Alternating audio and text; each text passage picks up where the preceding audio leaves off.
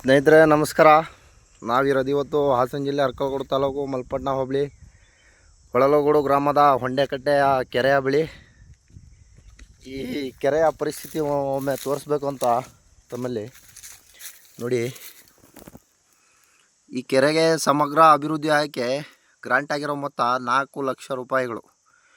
ಕೂಲಿ ಮೊತ್ತ 1,01,000, ಸಾಮಗ್ರಿ ಮೊತ್ತ 2,98,000, ಮಾನವ ದಿನಗಳು 291. 4 ಲಕ್ಷ ರೂಪಾಯಿ ಖರ್ಚು ಮಾಡಿದ್ದಾರೆ ಈ ಕೆರೆ ಅಭಿವೃದ್ಧಿಗೆ.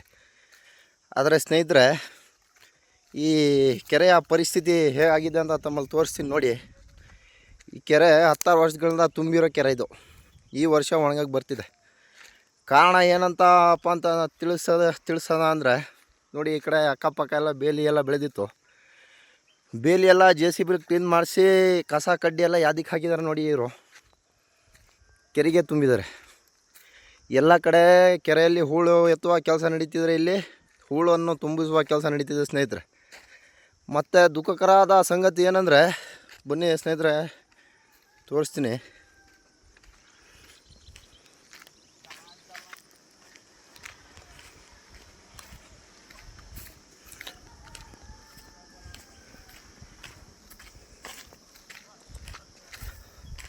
ನೋಡಿ ಸ್ನೇಹಿತರೆ,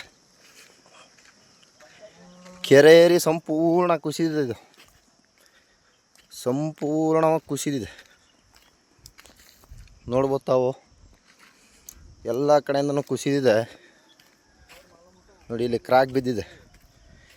ಏನಂದರೆ, ಇಲ್ಲಿ ಅಕ್ಕಪಕ್ಕ ಇದ್ದ ಕೆರೆ ಗಿಡ ಗಂಟೆ ಎಲ್ಲನ ಕಿತ್ತಾಕಿದ್ಮೇಲೆ ಇದು ಮಣ್ಣಿನ ಸವಕಳಿ ಉಂಟಾಗಿ ಎಲ್ಲ ಕೆರೆ ಏರಿ ಜಾರಿದೆ. ಮತ್ತು ಕೆರೆಯಲ್ಲಿ ತುಂಬಿದಂಥ ನೀರು ಸಣ್ಣ ಸಣ್ಣ ತೊರೆ ಬಿದ್ದು ಸಂಪೂರ್ಣವಾಗಿ ಖಾಲಿಯಾಗಿದೆ. ಕಳೆದ ವರ್ಷನೇ ಸುಮಾರು ನೀರು ಹೋಗಿ ಇಲ್ಲಿ ಭತ್ತ ಬೆಳೆಗಾರರು ತುಂಬ ನಷ್ಟ ಅನುಭವಿಸಿದ್ದಾರೆ. ಇದು ನೋಡ್ಬೋದು ತಾವು. ಹೆಚ್ಚು ಕಮ್ಮಿ ಇದು ಗದ್ದೆ ಬಯಲು 100 ಎಕರೆ ಇದೆ. 100 ಎಕರೆ ಇದೆ. ಇದು 2.25 ಎಕರೆ ಕೆರೆ ಇರೋದಿದು. ಈಗ ಬರುವ ಮುಂಗಾರು ಮಳೆಯಲ್ಲಿ ತುಂಬುತ್ತದೆ ಕೆರೆ. ಇದು ತುಂಬಿಟ್ಟು ಅಕಸ್ಮಾತ್ ಏನಾದರೂ ಕೆರೆ ಏರಿ ಏನಾದರೂ ಒಡೆದೋದ್ರೆ ಇಲ್ಲಿ ಬೆಳೆಯುವ ರೈತರು, ಭತ್ತ ಬೆಳೆಯುವ ರೈತರು ಸಂಪೂರ್ಣವಾಗಿ ನಷ್ಟ ಅನುಭವಿಸ್ತಾರೆ. ಹೆಚ್ಚು ಕಮ್ಮಿ 100 ಎಕರೆ ಗದ್ದೆ ಫಸಲು ನಾಶವಾಗುವ ಸಾಧ್ಯತೆ ಇದೆ ಸ್ನೇಹಿತರೆ. ಇಲ್ಲಿ ಅಡಿಕೆ ಗಿಡ ಇರ್ಬೋದು, ಇಲ್ಲಿ ಭತ್ತದ ಗದ್ದೆ ಇರ್ಬೋದು. ಏನು ಈಗ ಮಾನ್ಸೂನ್ ಸ್ಟಾರ್ಟ್ ಆದರೆ ಎಲ್ಲ ಗದ್ದೆ ಬೆಳೆಯೋಕ್ಕೆ ಸ್ಟಾರ್ಟ್ ಮಾಡ್ತಾರೆ. ಮತ್ತೊಂದು ದುಃಖಕರ ವಿಷಯ ಏನಂದರೆ ಸ್ನೇಹಿತರೆ, ಈ ಕೆರೆಯಲ್ಲಿ ಸುಮಾರು 70-80 ಸಾವಿರ ರೂಪಾಯಿ ಖರ್ಚು ಮಾಡಿ ಮೀನು ಮರಿಗಳನ್ನು ಸಾಕಲಾಗಿದೆ.